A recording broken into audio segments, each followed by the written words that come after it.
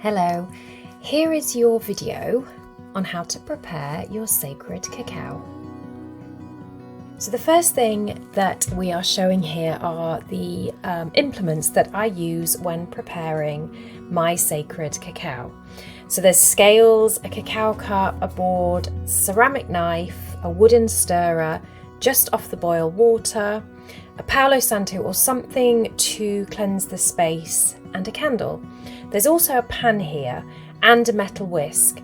I use the pan when I want a more nourishing cacao because it becomes thicker if you cook it on the hob.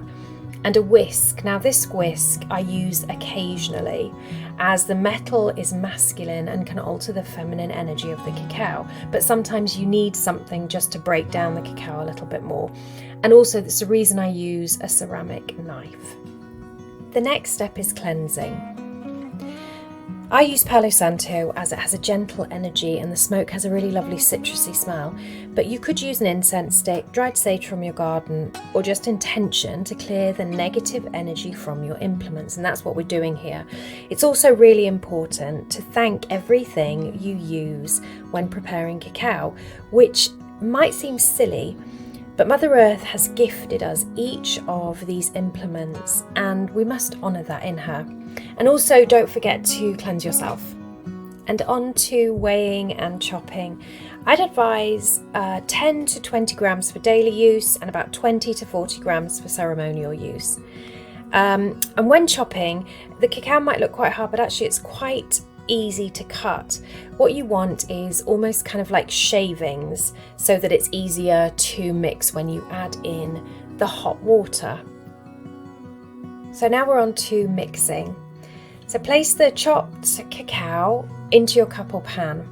And I would advise, like I said before, using water that has been boiled but allowed to rest for a little bit.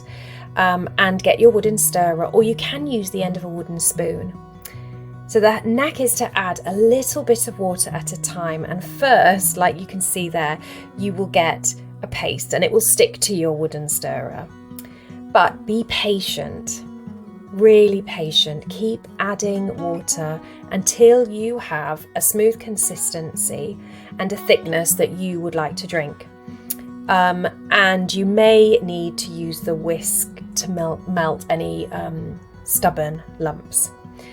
So what I would advise here is not to use machines or electric or battery whisks.